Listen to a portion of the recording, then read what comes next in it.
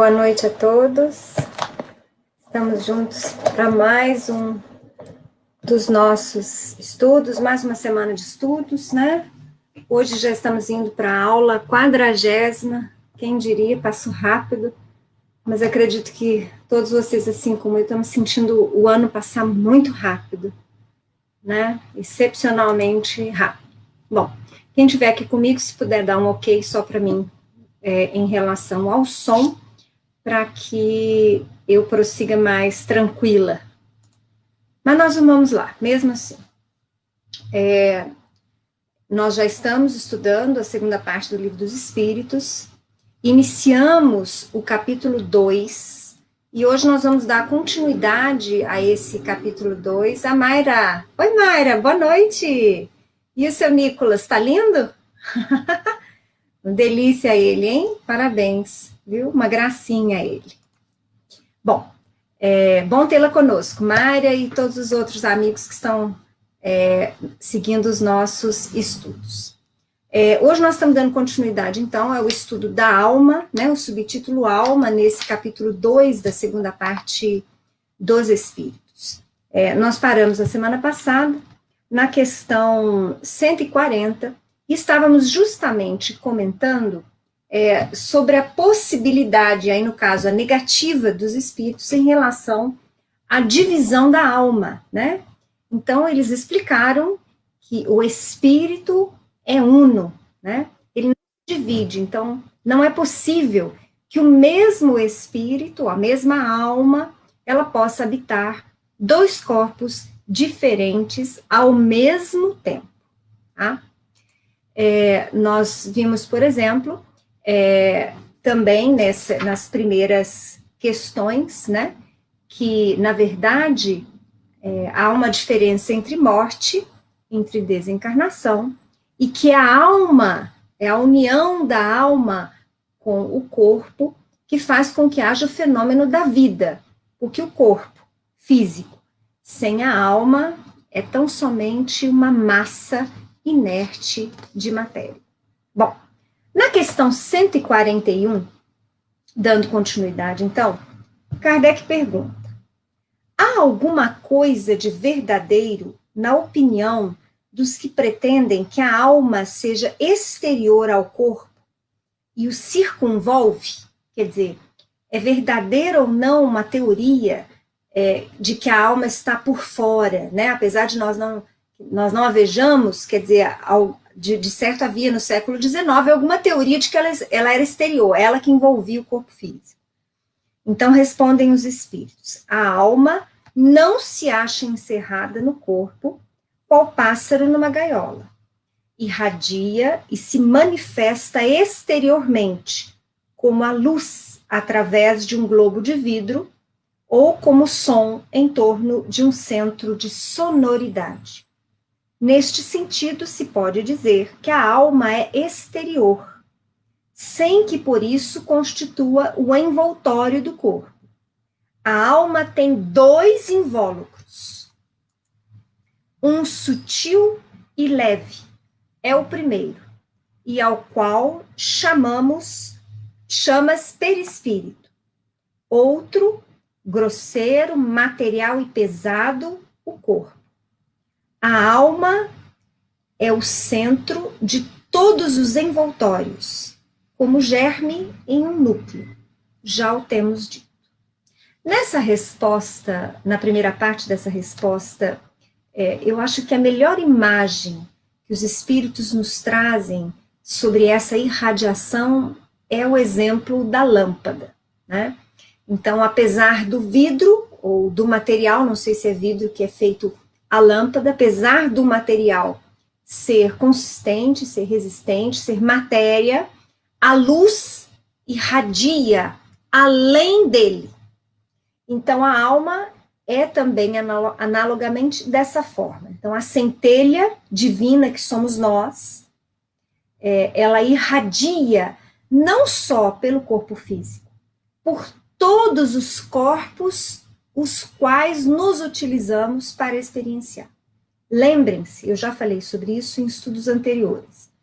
Basicamente, no Livro dos Espíritos, nós vamos tratar de corpo físico, de perispírito e de espírito, mas em estudos mais aprofundados, em livros espiritualistas, e também na obra de André Luiz e outros autores, nós vamos perceber que nós não temos tão somente o perispírito como um corpo semimaterial. Nós temos também outros corpos espirituais, que Kardec achou por bem condensar dentro deste perispírito, deste corpo semimaterial, para facilitar esse primeiro entendimento, esses primeiros esclarecimentos sobre a realidade do espírito e da vida espiritual. Lembremos que esse livro, o Livro dos Espíritos, ele foi trazido pelos espíritos juntamente com Kardec no século XIX, então já se vão quase 2 séculos, né? Bem mais de 150 anos, mas, no entanto, nós percebemos que mesmo assim, ainda hoje, não é todo mundo que compreende aquilo que os espíritos vieram nos dizer. Então, o conhecimento vai sendo gradativo. É por isso que eu falo para vocês, aqueles que se interessam, que querem aprofundar o estudo, conheçam a base.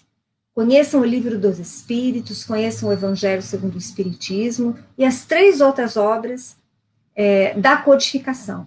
A Gênese, o Céu e o Inferno, o Livro dos Médiuns.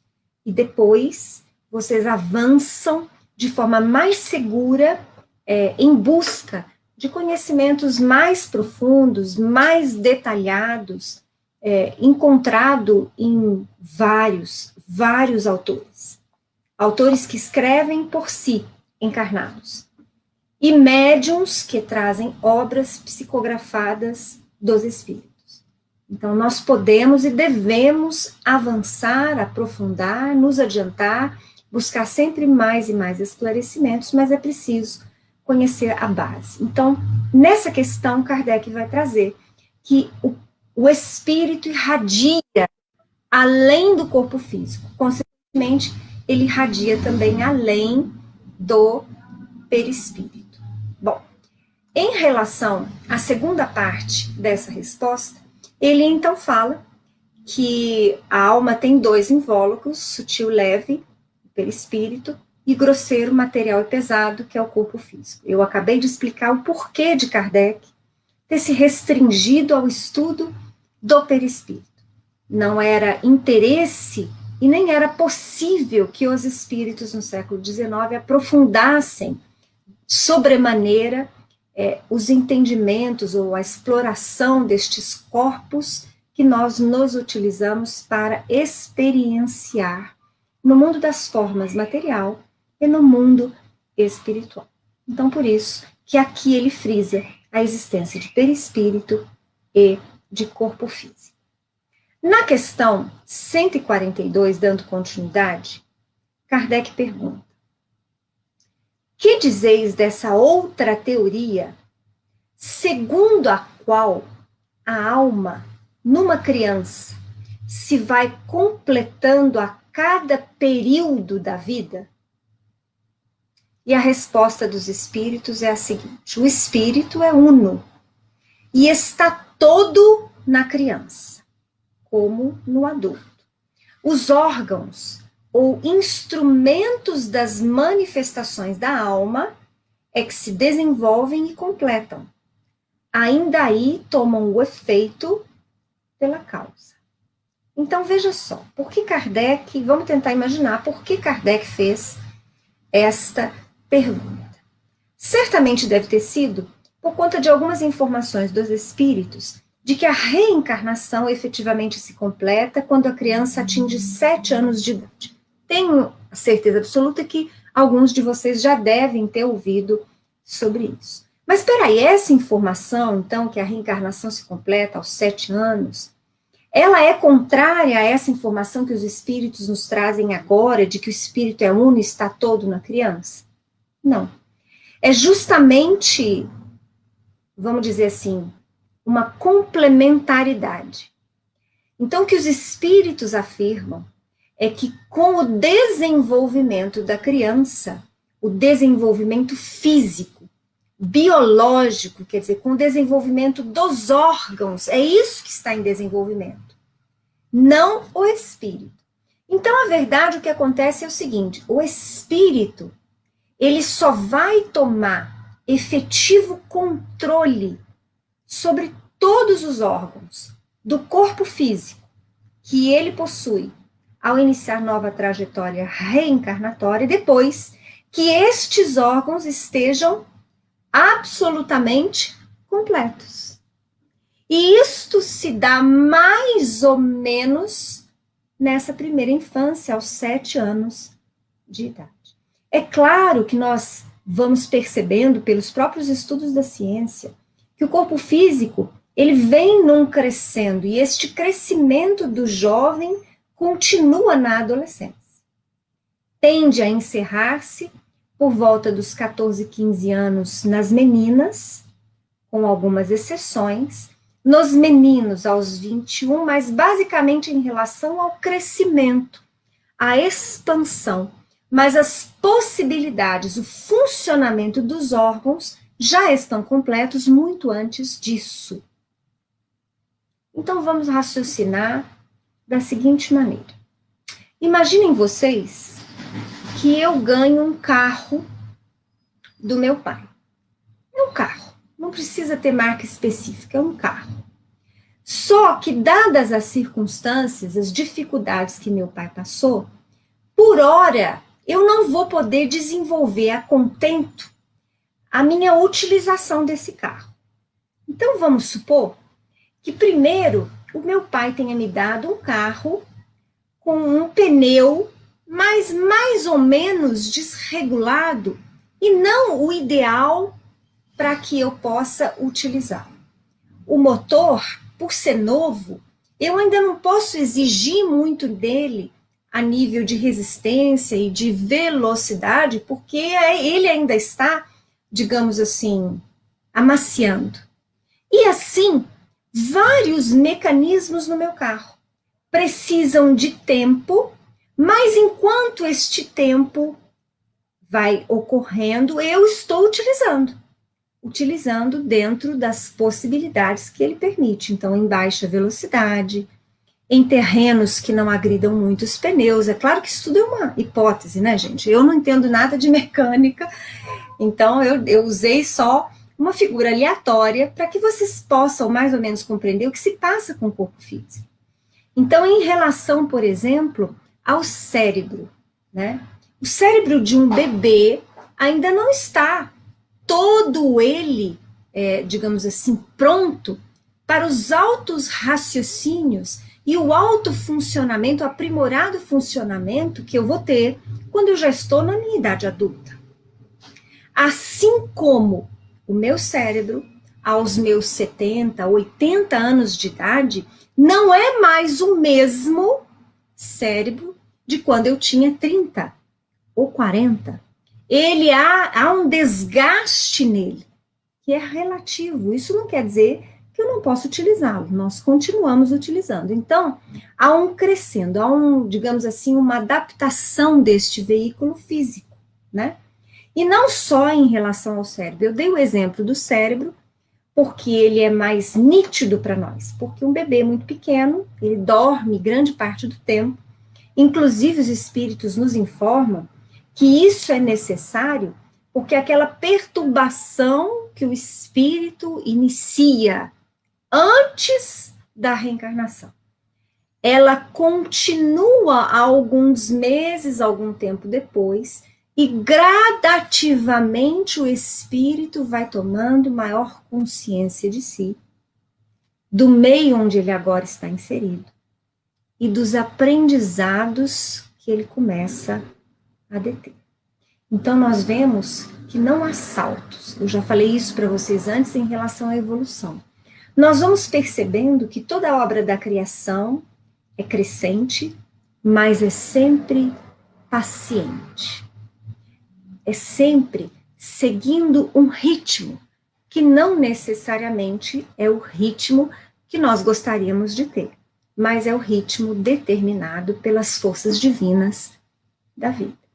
Então, é necessário 9 meses de gestação, A formação do corpo necessita deste tempo. Quando há uma antecipação, há cuidados que precisam ser tomados e um relativo risco para o espírito reencarnante.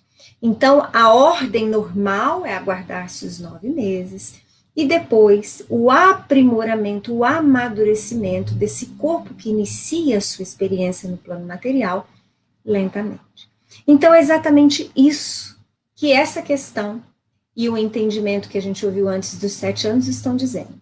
Então, o espírito está todo já naquele corpo, mesmo porque nós já afirmamos anteriormente, o espírito reencarnante já está unido à sua mãe e ao feto desde horas próximas à concepção. Então, o espírito já está lá. Quando o nascimento, o espírito já está lá. Só que como nós afirmamos também que molécula a molécula do nosso perispírito é ligada ao nosso corpo físico, esse enraizamento, podemos dizer assim, essa figura de criar raízes, é mais ou menos como vai acontecendo esta tomada de posse do espírito pelo corpo físico. E que demanda também a paciência em relação ao amadurecimento das funções e dos órgãos que nós possuímos. Kardec dá continuidade agora na questão 143 com a seguinte pergunta: por que todos os espíritos não definem do mesmo modo a alma? E a isso vale dizer, se vocês me perguntassem agora sobre determinado tema, eu daria uma resposta. Se perguntassem para a Júlia Eugênia, ela daria outra resposta. Para o Fred, outra resposta.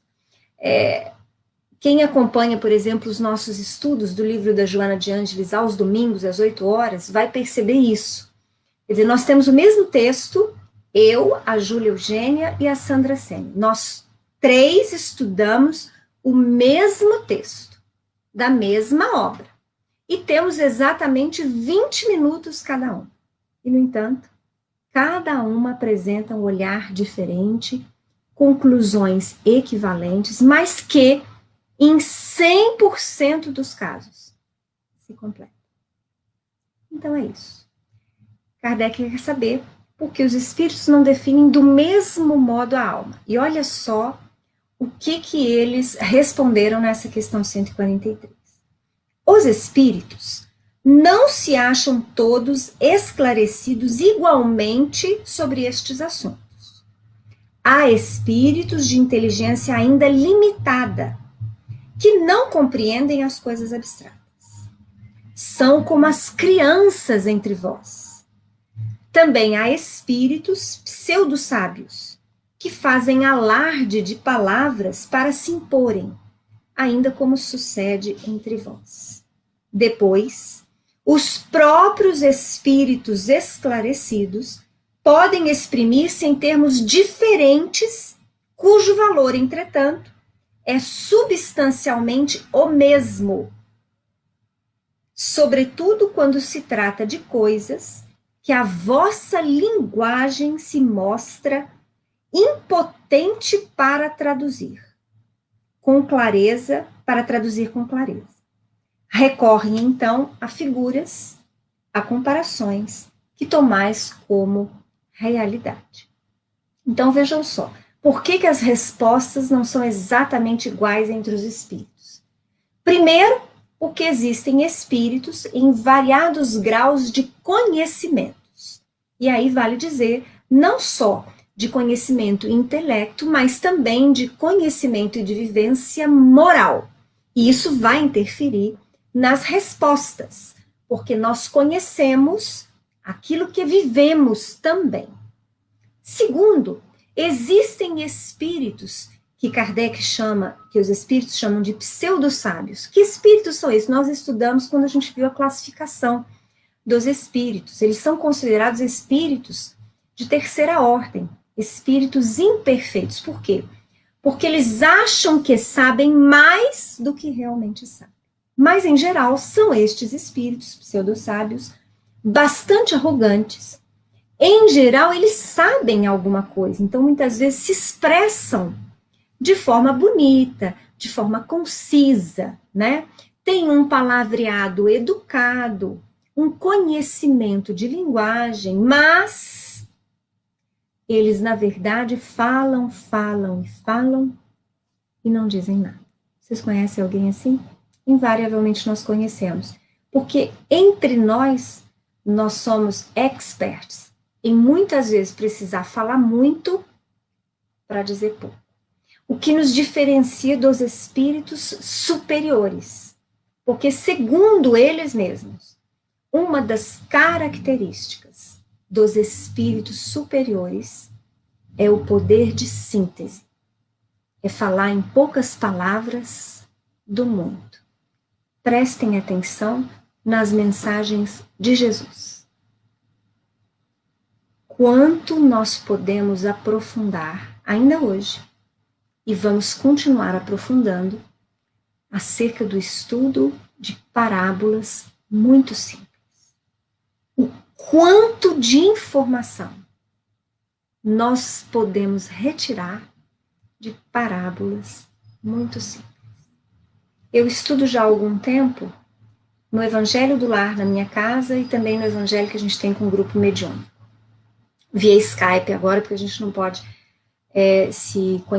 se encontrar, né? E tem uma obra que a FEB publica, são 7 volumes atualmente, com estudos de Emmanuel, compilados versículo após versículo. Então, eles seguem a ordem dos evangelistas, começando pelo Evangelho de Mateus, e aí eles fizeram a compilação das mensagens de Jesus em cima destes versículos pela ordem da Bíblia. E é um estudo muito rico. Por quê? Porque o quanto Emmanuel fala de um simples versículo é incrível. E é lindo. Porque aí a gente consegue perceber essa superioridade absoluta de Jesus em relação a nós. Porque ele conseguia falar simples de muita coisa. Mas, dando ainda continuidade, nós vamos ver nessa mesma resposta que eles falam que mesmo entre os espíritos esclarecidos, nós não nos expressamos de forma igual. Se eu tivesse uma amiga que tivesse estudado todos os anos escolares comigo, tivesse feito a mesma faculdade que eu, tivesse lido os mesmos livros que eu, certamente, com absoluta certeza, nós emitiríamos pensamentos, apreciações, opiniões diferentes. Às vezes, com o mesmo entendimento, o mesmo valor, mas olhares e opiniões pessoais diferentes. E não necessariamente conflitantes. Eu posso concordar com ela e ela concordar comigo, mas a forma de expressar de cada uma será diferente. Então, é isso que Kardec diz. Então, se nós excluirmos a questão evolutiva de esclarecimento dos espíritos, se tirarmos também, apreciarmos a mensagem em relação à questão destes espíritos pseudo-sábios, se concluímos que 2 ou mais mensagens vêm efetivamente de espíritos com maior conhecimento, de maior evolução, nós precisamos ter certeza de que mesmo não se exprimindo com as mesmas palavras exatamente, o valor que a eles se atribui, do esclarecimento que eles nos prestam, é o mesmo. É assim que Kardec, por exemplo, se portou para que ele formasse o Livro dos Espíritos, o Evangelho segundo o Espiritismo, o Livro dos Médiuns e os 2 outros. Ele ouvia a opinião dos espíritos, ele lia, recebia mensagens de incontáveis grupos mediúnicos da Europa e fora da Europa, e ele analisava criteriosamente, com bom senso, e trazia as mensagens dentro de um princípio de universalidade dos ensinos. Vale dizer, a mensagem era a mesma.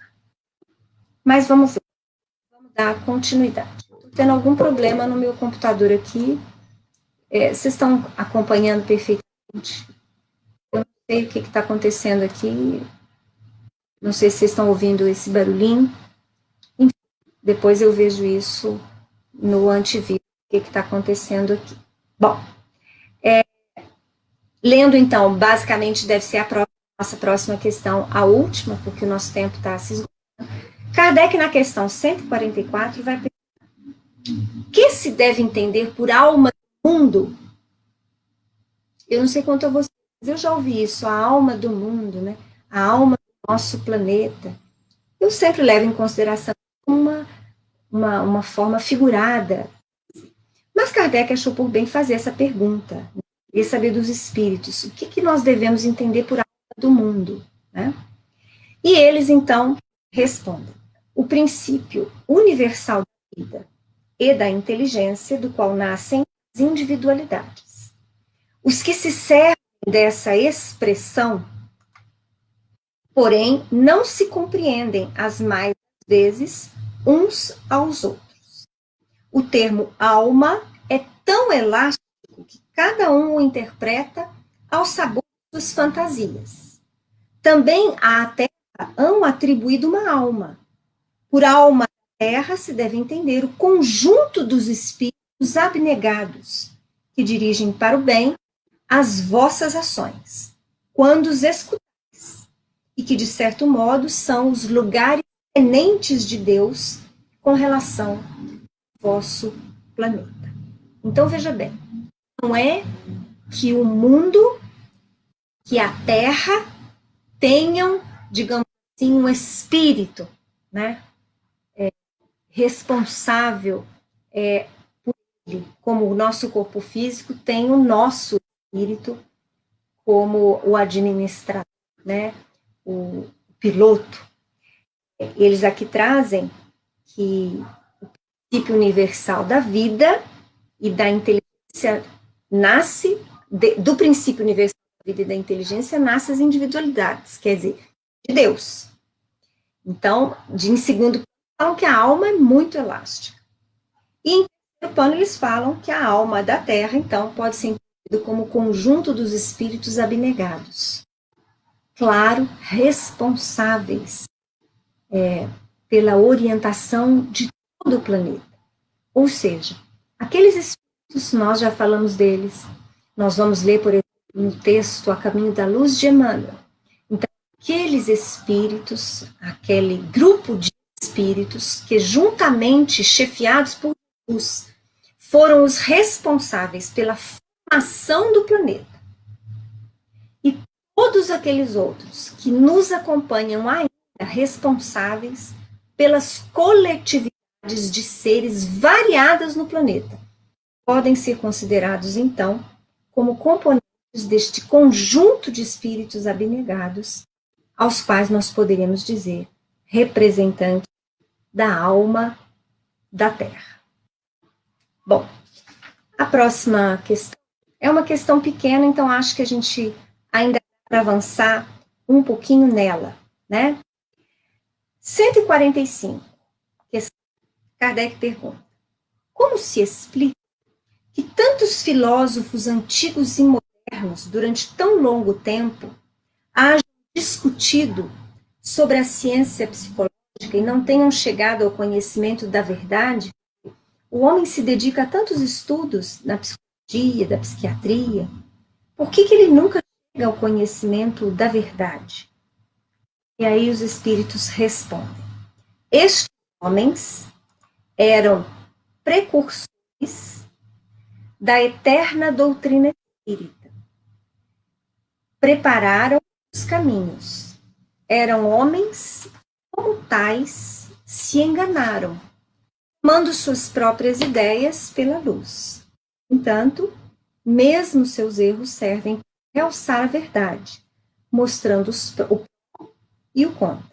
Demais, entre esses erros se encontram grandes verdades, que um estudo comparativo torna apreensíveis.